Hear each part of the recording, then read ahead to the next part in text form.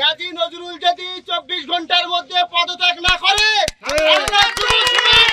রাস্তা থেকে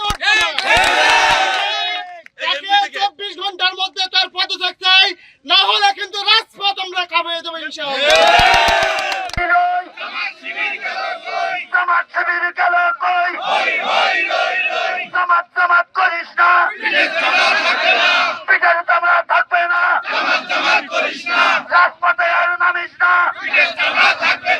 আপনারা ইতিমধ্যে লক্ষ্য করেছেন একজন ধর্ষক যিনি আমাদের শ্যামনগরে বহাল তবিয়াতে মানুষের ভালোবাসা মানুষের বিশ্বাসকে পুঁজি করে সংসদ সদস্য হয়েছিল, তিনি একের পর একটি না একাধিকবার ধর্ষণ করেছে, একাধিকবার।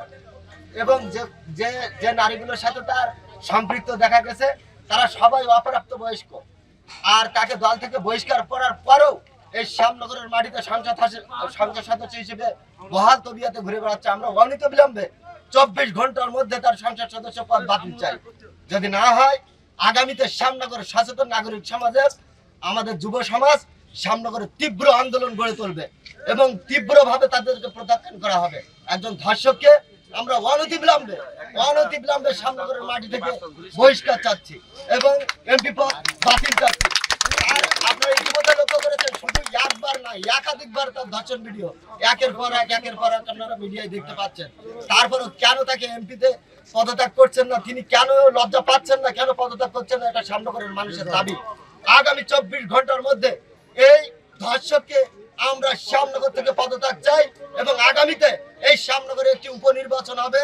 আমরা যুব সমাজ শ্যামনগরের সচেতন নাগরিক সমাজ আমরা সবাই মিলে একজন ভালো মানুষকে, ধর্ষককে না একজন সুন্দর মানুষকে এই শ্যামনগরে নির্বাচিত করতে চাই।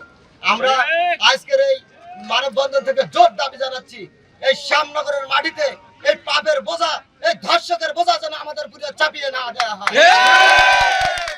এই ধর্ষককে যেন শ্যামনগরের মাটি থেকে উঠিয়ে নেওয়া হয়, শ্যামনগরকে অশান্ত করে দেওয়া হবে। আগামী 24 ঘন্টার মধ্যে এই ধর্ষকের পদত্যাগ চাই, করতে হবে।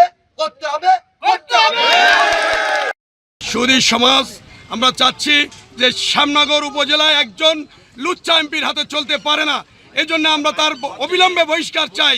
আমরা এই এমপি পদ থেকে তার বহিষ্কার চাই। সে একজন লুচ্চা, এই লুচ্চার হাতে একটা উপজেলা চলতে পারে না।